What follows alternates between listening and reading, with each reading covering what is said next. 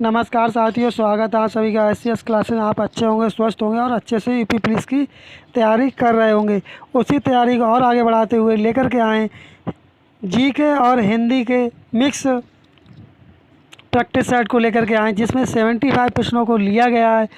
अगर आपने 70 प्रश्न कर दिए हैं सही, तो समझ लीजिए कि आपकी तैयारी बहुत अच्छे लेवल की है।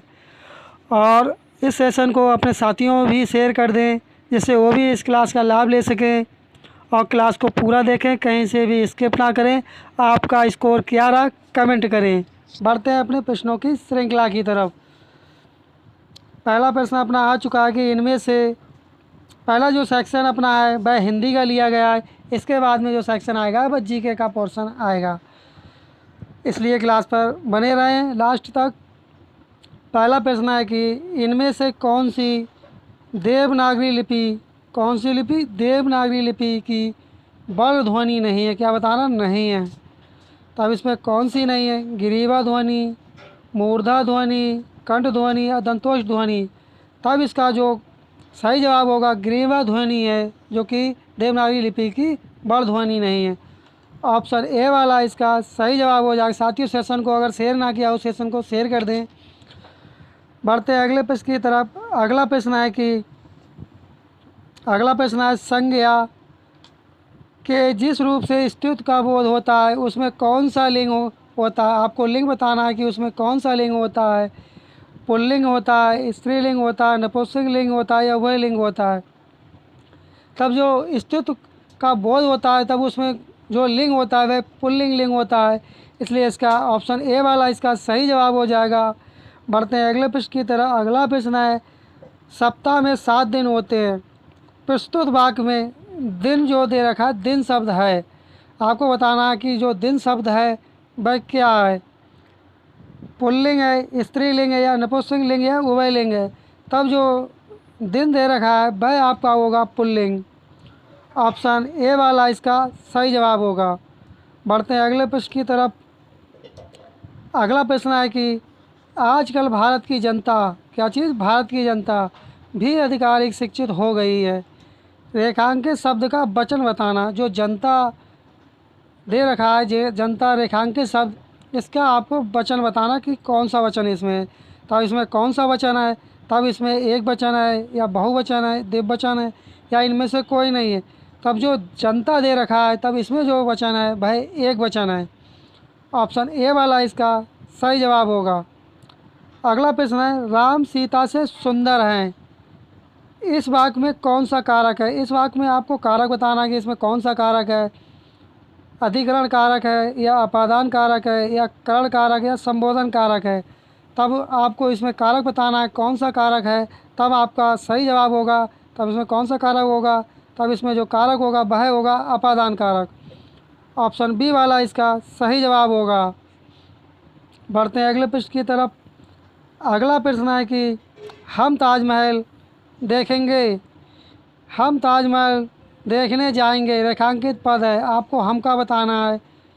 जो हम है इसका रेखांकित पद का बताना है। ये क्या है? निजवाचक सर्वनाम है, पुरुषवाचक सर्वनाम है या निश्चयवाचक सर्वनाम है या अनिश्चयवाचक सर्वनाम है। तब इसमें जो सर्वनाम होगा वह होगा पुरुषवाचक सर्वनाम। ऑप्शन बी वाला इसका सही जवाब होगा। बढ़ते हैं अगले प्रश्न की तरफ। अगला प्रश्न है दृश्य बहुत ही मनोरम था। वाक्य में रेखांकित शब्द का विशेषण भेद बताना है। मनोरम का आपको विशेषण बताना है कि मनोरम में कौन सा विशेषण होगा। तब इसमें जो विशेषण होगा वह होगा गुणवाचक विशेषण। ऑप्शन ए वाला इसका सही जवाब होगा। इंद्रिय का विशेषण बताना है आपको। इंद्रिय का विशेषण क्या होगा। तब इंद्रिय का विशेषण क्या होगा? इसका होगा इंद्रिय। ऑप्शन डी वाला इसका सही जवाब होगा। अगला प्रश्न है किस वाक्य में अकर्मक क्रिया है। पानी बरस रहा है, मैं गेहूँ पिसवाता हूँ, श्याम निबंध लिखता है, राम मोहन को रुला रहा है। तब इसमें कौन सी अकर्मक क्रिया होगी, आपको क्रिया बताना है। तब इसमें जो क्रिया होगी वह होगी राम मोहन को रुला रहा है। ऑप्शन डी वाला इसका सही जवाब होगा। अगला है परिक्रमा में कौन सा उपसर्ग है। आपको परिक्रमा में उपसर्ग बताना है, इसमें कौन सा उपसर्ग है। तब परिक्रमा में जो उपसर्ग होगा वह होगा परि। और परी किस में दे रखा है? ये दे रखा है ऑप्शन डी में। डी वाला इसका सही जवाब हो जाएगा। बढ़ते हैं अगले प्रश्न की तरफ। साथियों, आपने चैनल को सब्सक्राइब ना किया हो, चैनल को सब्सक्राइब कर दें, वीडियो को लाइक कर दें और सेशन को शेयर भी कर दें, जिससे अन्य साथी भी आपके इस क्लास का लाभ ले सकें। अगला प्रश्न है, औपचारिक शब्द में प्रत्यय लगा है। किसमें औपचारिक का बताना आपको, कौन सा प्रत्यय लगा हुआ है। तब इसमें कौन सा प्रत्यय लगा हुआ है? इसमें जो लगा हुआ है का प्रत्यय लगा हुआ है, ऑप्शन बी वाला, इसलिए इसका सही जवाब हो जाएगा। अगला प्रश्न है, आपको नयन का शुद्ध संधि विच्छेद बताना है कि नयन का सही संधि विच्छेद क्या होगा, आपको बताना। तब इसका जो संधि विच्छेद होगा वह होगा ने प्लस अन। ये आपका ने प्लस अन कौन से ऑप्शन में दे रखा है? ये आपका दे रखा है ऑप्शन ए में। ऑप्शन ए वाला आपका सही जवाब हो जाएगा। बढ़ते हैं अगले प्रश्न की तरफ। अगला प्रश्न है कि शुद्ध वाक्य का चयन करना है। अनेक निरपराध दंड के भागीदार हुए। किसके भागीदार हुआ? दंड के भागीदार हुए। तब क्या ये शुद्ध है? ये गलत है आपका। इसके एकमात्र दो कारण हो सकते हैं, ये भी गलत है। माता पिता की शुश्रूषा करनी चाहिए, यानी अर्थात उनकी सेवा करनी चाहिए। ऑप्शन बी सी वाला इसका सही जवाब हो जाएगा। बढ़ते हैं अगले प्रश्न की तरफ। अगला प्रश्न है कि युद्ध में स्थिर रहने वाले को क्या चीज़? युद्ध में स्थिर रहने वाला किस समास का विग्रह पद है? आपको समास का विग्रह पद बताना कौन सा है? कर्ण तत्पुरुष, अलुक तत्पुरुष, संप्रदान तत्पुरुष, संबंध तत्पुरुष। तब इसमें कौन सा इसका सही जवाब होगा? तब इसका जो सही जवाब होगा वह होगा अलुक तत्पुरुष। ऑप्शन बी वाला इसका सही जवाब हो जाएगा। आपने कितने प्रश्नों का सही जवाब दिया, आपका स्कोर क्या रहा, कमेंट बॉक्स में अवश्य बताएं। कौन सा भाववाच्य क्या चीज़? कौन सा भाववाच्य का उदाहरण है? आपको भाववाच्य का उदाहरण बताना है कि कौन सा उदाहरण है। मैंने पुस्तक पढ़ी जाती है, आम खाया जाता है, धूप में चला नहीं जाता है। ऑप्शन डी वाला आपका सही जवाब होगा। बढ़ते हैं अगले प्रश्न की तरफ। अगला प्रश्न है कि जब वाक्य के मध्य में कोई शब्द या पद छूट जाता है तब उसे पूरा करने के लिए उस स्थान पर कौन सा विराम चिन्ह लगाकर उसके ऊपर लिखा जाता है। तब इसमें कौन सा विराम चिन्ह लगाते हैं, आपको बताना है। अपूर्ण सूचक विराम चिन्ह, या अर्ध विराम चिन्ह लगाएंगे, या अल्प विराम चिन्ह लगाएंगे, या हंसपद विराम चिन्ह लगाएंगे। तब इसमें जो विराम चिन्ह कौन सा लगाएंगे? तब इसमें जो विराम चिन्ह लगाएंगे वह लगाएंगे हंसपद विराम चिन्ह। ऑप्शन डी वाला सही जवाब होगा। साथियों, आपने सेशन को लाइक ना किया हो, सेशन को लाइक कर दें और अपने साथियों में भी सेशन को शेयर भी कर दें। भूतकाल के कितने भेद होते हैं, आपको बताना कि भूतकाल के कितने भेद होते हैं। तब जो भूतकाल के जो भेद होते हैं वे 6 भेद होते हैं। और 6 किस ऑप्शन में दे रखा है? वह आपका दे रखा है ऑप्शन बी में। अगला प्रश्न है, निम्न में से कौन सा शब्द तद्भव है? क्या बताना? तद्भव है। यौवन, निर्जर, जीव या स्थान। तब इसमें कौन सा तद्भव है, आपको बताना है।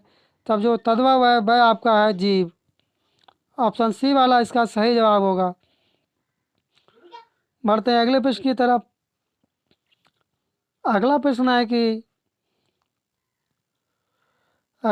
कि निम्नलिखित में से कौन सा तत्सम नहीं है? आपको बताना है कि कौन सा तत्सम नहीं है।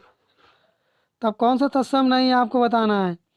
चैत है, ज्येष्ठ है, आषाढ़ या फागुन। तब जो ज्येष्ठ दे रखा है ये आपका तत्सम नहीं है, तो ये शब्द आपका तत्सम नहीं है। और चैत, आषाढ़ और फागुन जो दे रखे हैं ये आपके तद्भव शब्द हैं। अगला प्रश्न है, बागेश्वरी का आपको पर्यायवाची शब्द क्या होगा? बागेश्वरी का पर्यायवाची आपको बताना है।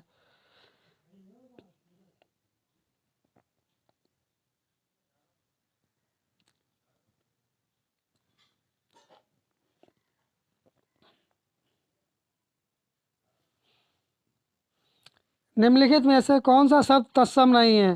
प्रश्न नंबर 19 का आपका बताना है कि कौन सा शब्द तत्सम नहीं है। चैत नहीं है, ज्येष्ठ नहीं है, आषाढ़ नहीं है या फागुन नहीं है। तब इसमें कौन सा तत्सम नहीं है, तत्सम शब्द नहीं है, आपको बताना है। तब वह आपका तत्सम नहीं है। चैत जो है आपका तत्सम नहीं है। और जो ज्येष्ठ दे रखा है, ज्येष्ठ है, आषाढ़ है और फागुन जो है ये आपके तद्भव शब्द हैं। और जो चैत दे रखा है वह आपका तत्सम शब्द नहीं है। बढ़ते हैं अगले प्रश्न की तरफ। बागेश्वरी का पर्यायवाची शब्द क्या है? आपको बागेश्वरी का पर्यायवाची शब्द बताना क्या है। तब बागेश्वरी का पर्यायवाची शब्द क्या है? तब इसका जो बागेश्वरी का पर्यायवाची शब्द होता है वह आपका शारदा होता है। बढ़ते हैं अगले प्रश्न की तरफ। अगला प्रश्न है कि इपिस्ट का विलोम बताना। इपिस्ट का विलोम बताना कि इसका विलोम क्या होता है। तब इसका विलोम क्या होता है? तब इसका जो विलोम होता है वह अनिप्स होता है। ऑप्शन ए वाला इसका सही जवाब होगा। अगला प्रश्न है कि निम्न में से कौन सा अनेकार्थक है? क्या चीज़ अनेकार्थक है? क्या यह औषधि है, या सार है, या तत्व है, या जीवन है? तब कौन सा इसका सही होगा? तब इसका जो होगा वह है आपका जीवन। ऑप्शन डी वाला इसका सही जवाब होगा। बढ़ते हैं अगले प्रश्न की तरफ। अगला प्रश्न है कि जिसके पास घर ना हो वाक्य के लिए एक उपयुक्त शब्द होगा। आपको एक उपयुक्त शब्द बताना होगा किसके लिए? जिसके पास घर ना हो उसके लिए क्या कहेंगे? तब इसका सही जवाब होगा, क्या होगा सही जवाब? तब इसका सही जवाब होगा अनिकेत।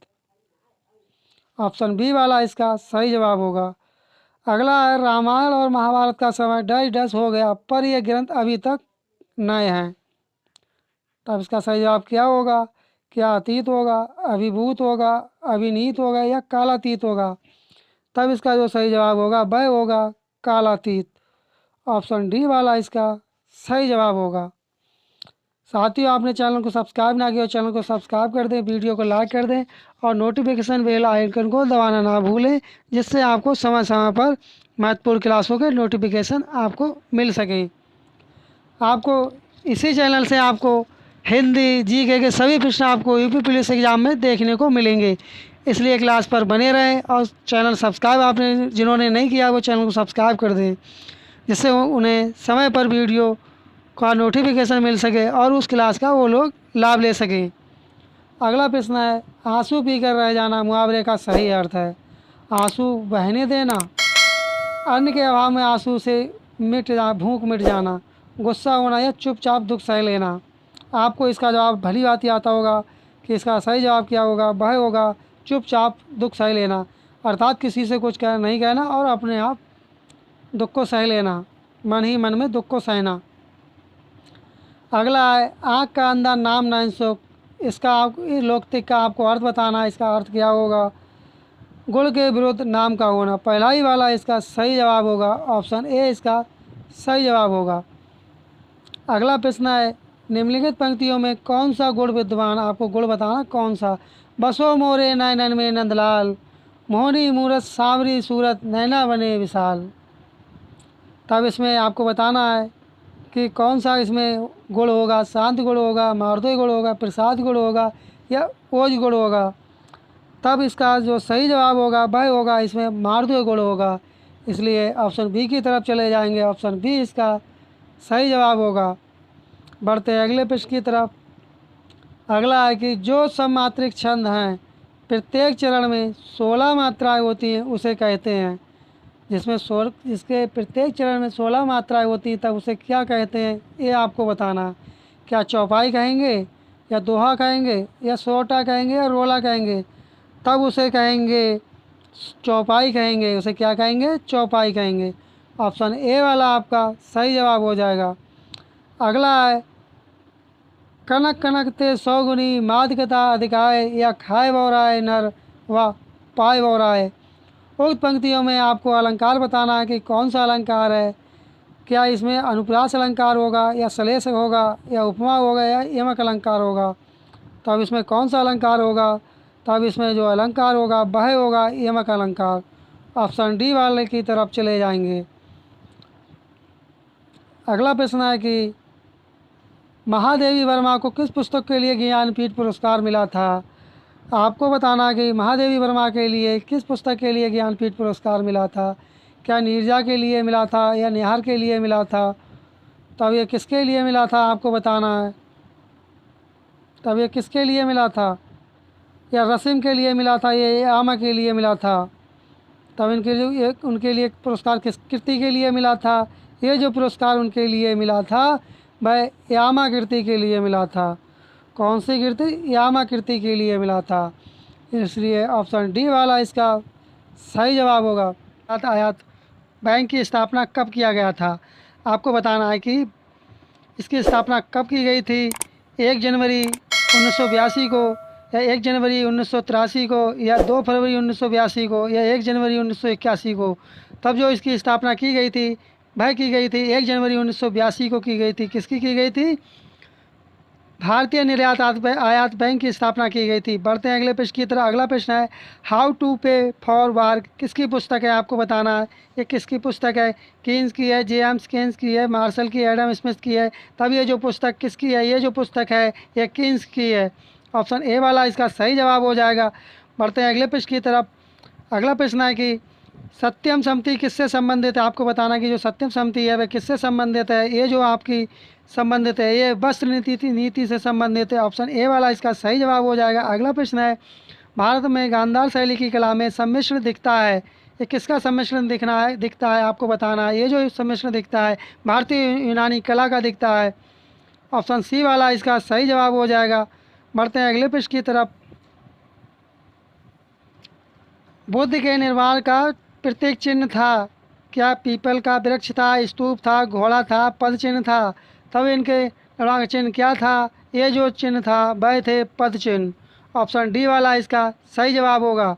बढ़ते हैं अगले प्रश्न की तरफ। अगला प्रश्न है हर्ष की मृत्यु के बाद किस स्थानीय शासक ने कन्नौज पर अधिकार कर लिया था? तब किस शासक ने अधिकार कर लिया था? आपको बताना ये जो अधिकार कर लिया था ये कर लिया था भास्कर बर्मन ने। ऑप्शन सी वाला इसका सही जवाब होगा। बढ़ते हैं अगले प्रश्न की तरफ। अगला प्रश्न है कि मुगल कारावास में छत्रपति साहू को किसने पाला था? तभी किसने पाला था? ये जो पाला था औरंगजेब की एक बेगम ने पाला था। ऑप्शन सी वाला इसका सही जवाब होगा। बढ़ते हैं अगले प्रश्न की तरफ। अगला प्रश्न है कि मिथिला के कर्नाटक वंश के शासक हरि सिंह देव को पराजित करने वाला सुल्तान कौन था? क्या बताना है? सुल्तान का नाम बताना, वह कौन था? क्या बख्तियार खिलजी थे, या इल्तुमिश थे, या गयासुद्दीन तुगलक थे, या फिरोज शाह तुगलक थे? ये कौन थे? ये जो थे गयासुद्दीन तुगलक थे। ऑप्शन सी वाला इसका सही जवाब होगा। बढ़ते हैं अगले प्रश्न की तरफ। अगला प्रश्न है सती चौरा घाट की घटना का संबंध किससे है? आपको बताना है इसका जो संबंध किससे है। आपको बताना है इसका जो संबंध है यह जो संबंध है नाना साहब से है। किससे? नाना साहब से संबंध है। बढ़ते हैं अगले प्रश्न की तरफ। अगला प्रश्न है कि बिस्मार्क किस विद्वान की विचारधारा से प्रभावित था? आपको विचारधारा बताना है कि किससे प्रभावित थे। ये जो प्रभावित थे हीगेल से। किससे? हीगेल से प्रभावित थे। अगला प्रश्न है दास कैपिटल पुस्तक की रचना किस वर्ष हुआ था? इसकी स्थापना किस वर्ष की गई थी? अर्थात ये पुस्तक किस वर्ष लिखी गई थी? आपको बताना है ये जो पुस्तक लिखी गई थी ये लिखी गई थी 1867 में। और साथियों ये किसने लिखी थी? इसके लेखक कौन थे? आपको कमेंट बॉक्स में बताना है कि ये इसके लेखक कौन थे। अगला प्रश्न है अल्फ़ा किरण, बीटा किरण तथा गामा किरण की खोज तथा नामकरण किसने किया था? आपको नामकरण बताना है ये किसने किया था इसका नामकरण। इसका जो नामकरण किया था ये किया था रदरफोर्ड ने। ऑप्शन सी वाला इसका सही जवाब होगा। अगला प्रश्न है कि आपको असत्य मिलान छांटना है कि असत्य मिलान का चयन करें। आपको असत्य मिलान का चयन करना है कि इसमें असत्य कौन सा है। सल्फ्यूरिक अम्ल का प्रयोग पेट्रोलियम के शोधन में होता है, ये ठीक है। और नाइट्रिक अम्ल का प्रयोग उर्वरक बनाने में होता है, ये भी ठीक है। एसिटिक अम्ल का प्रयोग फोटोग्राफी में होता है, ये आपका गलत है। ऑप्शन सी वाला आपका गलत हो जाएगा, इसलिए ऑप्शन सी इसका सही जवाब हो जाएगा। साथियों आपने सेशन को शेयर ना किया उस सेशन को शेयर कर दें और वीडियो को लाइक कर दें। फास्फोरस का ज्वलन निम्न में से किसका उदाहरण है? आपको उदाहरण बताना है ये किसका उदाहरण है। ये जो उदाहरण है सोता दहन का। ऑप्शन डी वाला इसका सही जवाब हो जाएगा। अगला प्रश्न है निम्न में से किसका प्रयोग जल की कठोरता को दूर करने में किया जाता है? तो किसका प्रयोग जल की कठोरता को दूर करने में किया जाता है? ये जो किया जाता है पोटास एलम का, जिसे फिटकरी भी कहते हैं। बढ़ते हैं अगले प्रश्न की तरफ। अगला प्रश्न है कि जिंक सल्फाइड तथा बेरियम सल्फेट के मिश्र को कहते हैं, तब इनके मिश्र को क्या कहते हैं? इनके मिश्र को कहते हैं लिथोपेन। क्या कहेंगे? लिथोपेन कहेंगे। इनके मिश्र को कहेंगे लिथोपेन। ऑप्शन ए वाला इसका सही जवाब हो जाएगा। साथियों आपको क्लास कैसी लग रही कमेंट करें, और आपको क्लास अच्छी लग रही हो तो सेशन को लाइक कर दें और वीडियो को शेयर कर दें। अगला प्रश्न है कि आंतों में प्रोटीन के अवयवों को अमीनो अम्ल में अपघटित करने में किस एंजाइम का प्रयोग किया जाता है? आपको बताना किसका प्रयोग किया जाता है। ये जो प्रयोग किया जाता है पेप्सिन का भी किया जाता है, इरिप्सिन का भी किया जाता है, ट्रिप्सिन का भी। तब इसलिए इसका सही जवाब हो जाएगा ऑप्शन डी वाला, उपरोक्त सभी। बढ़ते हैं अगले प्रश्न की तरफ। अगला प्रश्न है कि फास्फोरस को पानी में रखा जाता है। फास्फोरस जो होता है उसे पानी में क्यों रखा जाता है? आपको बताना है। तब इसे क्यों रखते हैं पानी में? इसे इसलिए रखते हैं कि क्योंकि इसका ज्वलन तापमान कम होता है, इसलिए इसका सही जवाब क्या हो जाएगा? इसका सही जवाब हो जाएगा ऑप्शन बी वाला, ऑप्शन बी इसका सही जवाब होगा। बढ़ते हैं अगले प्रश्न की तरफ। अगला प्रश्न है कि कौन सा सफ़ेद फास्फोरस से है? आपको सफ़ेद फास्फोरस का सूत्र बताना है, क्या होता है केमिकल। तब इसका जो सही जवाब होगा, इसका सही जवाब होगा, इसका सही जवाब क्या होगा? इसका सही जवाब जो होगा वह होगा P4। फास्फोरस क्या कहेंगे? P4 कहेंगे। ऑप्शन सी वाला इसका सही जवाब हो जाएगा। अगला प्रश्न है नाखून पॉलिश परिमार्जन में क्या रहता है? तो इसमें क्या रहता है आपको बताना है। इसमें जो रहता है वह रहता है एसीटोन रहता है। बढ़ते हैं अगले प्रश्न की तरफ। अगला प्रश्न है कि पृथ्वी का अक्ष पृथ्वी के कक्षा तल से कोण बनाता है। तब कितने अंश का ये कोण बनाता है? ये जो कोण बनाता है कितने अंश का कोण बनाता है? ये जो कोण बनाता है 66 सही 1/2 अंश का बनाता है। ऑप्शन सी वाला इसका सही जवाब होगा। बढ़ते हैं अगले प्रश्न की तरफ। अगला प्रश्न है कि अगुलहास जलधारा की उत्पत्ति होती है। जो अगुलहास होती है इसकी जलधारा की उत्पत्ति होती है। तब इसका सही जवाब क्या होगा आपको बताएं। इसका सही जवाब होगा मोनजावेक और मेडागास्कर धाराओं के संगम से होती है। ऑप्शन बी वाला इसका सही जवाब होगा। बढ़ते हैं अगले प्रश्न की तरफ। अगला प्रश्न है कि निम्न में से कौन सही सम्मिलित है? आपको बताना सही सम्मिलित कौन सा है इनमें से। जो अब इसमें जो सही सम्मिलित है वह आपका है ला प्लाटा अर्जेंटीना एयरक्राफ्ट। ऑप्शन सी वाला इसका सही जवाब होगा। बढ़ते हैं अगले प्रश्न की तरफ। अगला प्रश्न है विश्व का सबसे शुष्कतम मरुस्थल कौन सा है? आपको बताना कौन सा शुष्क मरुस्थल है। ये जो शुष्क मरुस्थल है वह है अटाकामा। अटाकामा मरुस्थल कहाँ पाया जाता है? आपको कमेंट बॉक्स में बताना कि अटाकामा मरुस्थल कहाँ है। अगला प्रश्न है कोल डैम परियोजना से संबंधित राज्य है। जो कोल डैम परियोजना किस राज्य से संबंधित है आपको बताना है। इसका जो संबंध है हिमाचल प्रदेश से। ऑप्शन सी वाला इसका सही जवाब होगा। अगला प्रश्न है भारत में पूर्ण रूप से जैविक कृषि अपनाने वाला सक्षम राज्य है। आपको बताना कि सक्षम राज्य कौन सा है। ये जो सक्षम राज्य है वह सिक्किम है। साथियों आपने वीडियो को लाइक ना किया वीडियो को लाइक कर दें और चैनल को अगर आप वीडियो को लाइक कर दें और चैनल को सब्सक्राइब कर लें। अगर आपने सब्सक्राइब नहीं किया तो चैनल को सब्सक्राइब कर लें और अपने साथियों में भी सेशन को शेयर कर दें। बढ़ते हैं अगले प्रश्न की तरफ। अगला प्रश्न है कि सर्वाधिक लिंगानुपात वाले केंद्र शासित प्रदेशों का घटता क्रम बताना है आपको। तब घटता क्रम कौन सा होगा? तब ये घटता क्रम कौन सा होगा? पुदुचेरी, लक्षद्वीप, अंडमान निकोबार द्वीप समूह। इसलिए इसका सही जवाब हो जाएगा ऑप्शन डी वाला इसका सही जवाब हो जाएगा। बढ़ते हैं अगले प्रश्न की तरफ। अगला प्रश्न है त्रिवेणी नहर में किस नदी से पानी आता है? तब इसमें किस नदी से पानी आता है आपको बताना है। इसमें जो पानी आता है वह गंडक नदी से आता है। ऑप्शन बी वाला इसका सही जवाब होगा। बढ़ते हैं अगले प्रश्न की तरफ। अगला प्रश्न है कि बिहार में उत्तरी गंगा के मैदान में कौन सी मिट्टी नहीं पाई जाती है? तब यहाँ कौन सी मिट्टी नहीं पाई जाती? इसमें जो मिट्टी नहीं पाई जाती है बल सुंदरी मिट्टी नहीं पाई जाती है। बढ़ते हैं अगले प्रश्न की तरफ। अगला प्रश्न है कि साथियों अगला प्रश्न है कि निम्नलिखित में से किस नियम का प्रयोग द्रव की संयंत्रता मापने में किया जाता है? जो द्रव की संयंत्रता मापते हैं उसका नापने के लिए किसका नियम का प्रयोग किया जाता है या नियम लगता है उसमें आपको बताना। स्टीफन का नियम, स्टोक का नियम, बर्नौली का नियम या आर्किमिडीज का नियम। तब इसका जो सही जवाब होगा वह आपका सही जवाब होगा वह होगा स्टोक का नियम। स्टोक का नियम किस में लगता है? द्रव की संयंत्रता मापने में। बढ़ते हैं अगले प्रश्न की तरफ। अगला प्रश्न है कि प्रशीतक या रेफ्रिजरेटर में ऊर्जा प्रवाह होती है। तब कैसे होती है ऊर्जा प्रवाह आपको बताना है। ये जो होती है ठंडी वस्तु से गर्म वस्तु की ओर। ऑप्शन ए वाला इसका सही जवाब हो जाएगा। साथियों आपने कितने प्रश्नों का सही जवाब दिया कमेंट बॉक्स में बताना ना भूलें। आजकल फ्यूज के स्थान पर एमसीबी का प्रयोग किया जाने लगा है। एमसीबी का पूर्ण रूप क्या होता है? आपको एमसीबी की फुल फॉर्म बताना है कि इसकी फुल फॉर्म क्या होती है। इसकी जो फुल फॉर्म होती है miniature circuit breaker. Option D वाला इसका सही जवाब हो जाएगा। बढ़ते हैं अगले प्रश्न की तरफ। अगला प्रश्न, किसी वस्तु में उत्पन्न आयतन के परिवर्तन को मापने का यंत्र है। तब ये कौन सा यंत्र है? आपको यंत्र बताना है। ये जो यंत्र कौन सा होगा आपको बताना है। तब कौन सा यंत्र होगा? तब इसका जो यंत्र होगा वह होगा कम्यूटेटर। कौन सा यंत्र होगा? कम्यूटेटर। साथियों, आपने इस सेशन को शेयर ना किया हो सेशन को शेयर कर दें, और वीडियो को लाइक ना किया हो वीडियो को लाइक कर दें। तब इसका सही जवाब क्या होगा? 68 का सही जवाब क्या होगा? 68 का सही जवाब होगा साथियों डायलेमीटर। सॉरी साथियों, इसका जो सही जवाब होगा वह होगा डायलोमीटर। ऑप्शन सी वाला इसका सही जवाब होगा। बढ़ते हैं अगले प्रश्न की तरफ। अगला प्रश्न है कि प्रकाश का कणिका सिद्धांत दिया था। ये सिद्धांत किसने दिया था? आपको बताना है। ये जो सिद्धांत दिया था ये दिया था न्यूटन ने। बढ़ते हैं अगले प्रश्न की तरफ।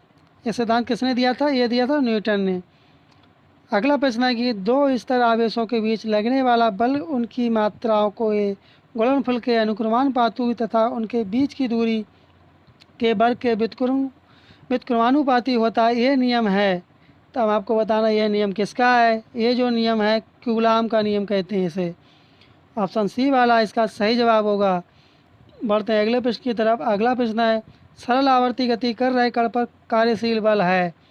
तब इस पर कौन सा बल कार्यशील होता है? आपको बताना। इस पर जो कार्यशील बल होता है वह होता है विस्थापन के अनुक्रमानुपाती होता है और माध्य स्थिति के ओर निर्देशित होता है। ऑप्शन सी वाला इसका सही जवाब होगा। बढ़ते हैं अगले प्रश्न की तरफ। अगला प्रश्न है कि किस शासक को कश्मीर का नीरो कहा जाता है? तब कश्मीर के किस शासक को नीरो कहते हैं? आपको बताना है। ये कहते हैं हर्ष के लिए। ऑप्शन बी वाला इसका सही जवाब होगा। कौन सा ठीक होगा? बी वाला इसका सही जवाब होगा। अगला प्रश्न है सिंध का अंग्रेजी राज में विलय के बाद किसे सिंध का प्रथम गवर्नर बनाया गया था? तब ये प्रथम गवर्नर किसे बनाया गया था? आपको बताना है। ये जो प्रथम गवर्नर बनाया गया था ये बनाया गया था नेपियर के लिए। अगला प्रश्न है कि फ्लॉड कमीशन का संबंध है। आपको फ्लॉड कमीशन का संबंध बताना है। इनका संबंध किससे? इनका जो संबंधित है ये जिम्मेदारी व्यवस्था की जांच से संबंध है इनका। अगला प्रश्न है कि 1859 के नील विद्रोह के बारे में निम्नलिखित में से कौन सा कथन सही है? तब आपको बताना कौन सा कथन सही है। ये पूना और अहमदनगर में शुरू हुआ था। ये गलत है। ये साहूकारों मनी लैंडर्स के विरुद्ध संचालित था। ये भी गलत है। इसका चित्रण नील दर्पण नामक नाटक में किया गया था। ऑप्शन सी वाला इसका सही जवाब है। बढ़ते हैं अगले प्रश्न की तरफ। अगला प्रश्न है किस आयोग को सफेद कमीशन कहकर उसका बहिष्कार किया गया था? आपको बताना है। इसका सही जवाब क्या होगा? तब क्रिप्स मिशन है या स्टेसी आयोग या साइमन आयोग या रेले आयोग है। तब जो इसका सही जवाब जो होगा वह होगा आपका साइमन आयोग। क्या चीज़? साइमन आयोग। साथियों, आपको सेशन कैसा लगा?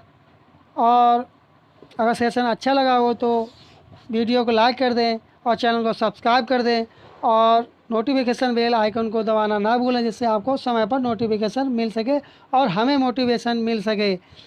और इसी तरह की क्लास पाने के लिए और यहीं से आपको पूरा पेपर फंसेगा, मेरी बात का विश्वास करें। इसलिए आप चैनल को बेझिझक सब्सक्राइब कर लें और सेशन को शेयर कर दें और वीडियो को लाइक कर दें, जिससे आपको जल्द ही नेक्स्ट वीडियो का नोटिफिकेशन आपको प्राप्त हो सके। मिलते हैं नेक्स्ट वीडियो में, तब तक के लिए धन्यवाद। जय हिंद, जय भारत।